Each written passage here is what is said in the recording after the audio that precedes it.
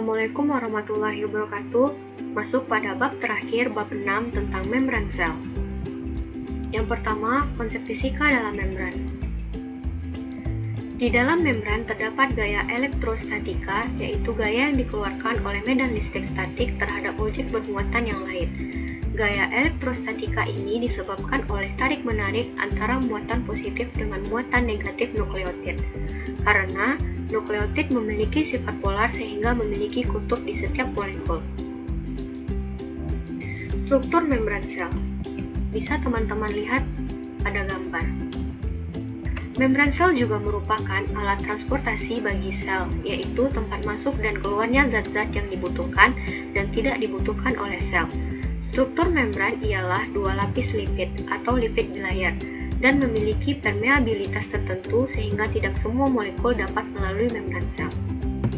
2. Konsep transport aktif pada membran. Transport aktif adalah pergerakan atau pemindahan yang menggunakan energi untuk mengeluarkan dan memasukkan ion-ion dan molekul melalui membran sel yang bersifat permeabel dengan tujuan memelihara keseimbangan molekul kecil di dalam sel. Transport aktif membutuhkan energi dalam melakukan aktivitasnya. Energi yang digunakan di dalam transport aktif sel adalah ATP atau adenosin trifosfat. ATP merupakan energi kimia tinggi yang dihasilkan dari proses respirasi sel. 3. Konsep difusi pada membran. Difusi adalah proses pasif di mana tidak ada energi yang dibutuhkan untuk kelanjutannya. Pada proses difusi, ion masuk ke dalam sel ketika konsentrasi larutan di luar sel lebih besar daripada di dalam sel. Sedangkan ion keluar dari dalam sel ketika konsentrasi larutan di luar sel lebih kecil daripada di dalam sel. Jenis-jenis difusi. Yang pertama, difusi biasa. Sel ingin mengambil nutrisi atau terjadi pada molekul atau partikel hidrofobik atau tidak berpolar. Partikel akan langsung berdifusi tanpa memerlukan energi dan bisa melewati membran langsung. Yang kedua, difusi khusus. Terjadi di sel yang ingin mengambil nutrisi, terjadi di partikel yang punya polar atau ion, atau hidrofilik. Diperlukan protein yang khusus agar partikel bisa melewati membran. Perbedaan osmosis dan difusi. Difusi adalah gerakan partikel atau molekul dari daerah konsentrasi tinggi ke daerah konsentrasi rendah, sedangkan osmosis adalah pergerakan partikel atau molekul pelarut melalui membran permeabel ke daerah konsentrasi tinggi dari daerah konsentrasi rendah. Pada prosesnya, difusi biasanya terjadi pada molekul yang berada dalam keadaan gas atau dalam molekul gas dan molekul cair, sedangkan osmosis terjadi terutama pada air dan sel-sel. Kegunaannya, difusi memungkinkan untuk menciptakan nutrisi penting dan energi yang dibutuhkan oleh tubuh, sedangkan osmosis memungkinkan sel untuk menyerap banyak nutrisi yang tersedia di dalam air. Pada difusi tidak memerlukan air, sedangkan osmosis memerlukan air. Contohnya, difusi, molekul gula dalam segelas air, penyegar udara di udara.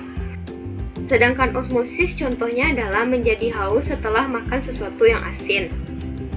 Atau teh ketika direndam menyerap air, penyerapan air oleh akar tanaman. Selanjutnya, konsep osmosis pada membran sel. Osmosis adalah perpindahan molekul pelarut atau misalnya air melalui selaput semi-permeabel dengan bagian yang lebih encer ke bagian yang lebih pekat, atau dari bagian konsentrasi pelarut misalnya air ke konsentrasi pelarut tinggi. Membran semi-permeabel harus dapat dilewati oleh pelarut, tetapi tidak oleh zat terlarut, yang mengakibatkan gradien tekanan sepanjang membran. 5. Volume transport melalui membran. Adanya transport melalui membran karena adanya gerakan-gerakan yang terjadi pada selaput organel dalam sel. Selanjutnya, menghitung volume transport. Contoh, membuat larutan HCl 20% sebanyak 3 ml dibutuhkan 1,6 ml larutan HCl, 37% yang diencerkan dengan 1,4 aquades. Volume larutan tersebut didapatkan dari perhitungan sebagai berikut. 6. Konsep peredaran darah pada manusia. Pembuluh darah memiliki peran mengedarkan darah dari dan ke jantung. Darah juga merupakan komponen inti dalam proses ini. Darah mengandung oksigen dan nutrisi yang akan disalurkan pada setiap sel-sel tubuh. Darah juga merupakan jaringan yang tersusun atas plasma, sel darah merah, sel darah putih, dan keping-keping darah. Kurang lebih 55% bagian dari darah adalah plasma. Sistem peredaran darah ada dua, yaitu 1. Sistem peredaran darah besar, 2. Sistem peredaran darah kecil. Fungsi darah: mengangkut dan menyediakan oksigen untuk sel. Darah mengambil oksigen yang sudah ada di paru-paru dan menyebarkannya ke sel-sel tubuh. Kemudian, darah juga mengambil karbon dioksida dari sel dan mengangkutnya ke paru-paru untuk dikeluarkan dari tubuh. Prinsip kerja tekanan osmotik pada membran sel. Tekanan osmotik adalah tekanan yang dibutuhkan untuk mempertahankan kesetimbangan osmotik antara suatu larutan dan pelarut murninya, yang dipisahkan oleh suatu membran semi-permeabel yang dapat ditembus hanya oleh pelarut tersebut. 7. Prinsip kerja tekanan osmotik pada teknologi. Contohnya, proses pengolahan air. Yang kedua, pada tensimeter.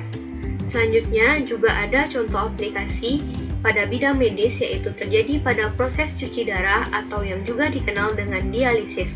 Dalam bidang medis, cuci darah dibutuhkan oleh pasien dengan penyakit gagal ginjal yang diakibatkan disfungsi ginjal, sehingga tidak dapat melakukan fungsi dengan semestinya, yaitu untuk melakukan filtrasi darah. Akibatnya, jika darah tidak melakukan proses filtrasi, yaitu dapat merusak organ tubuh.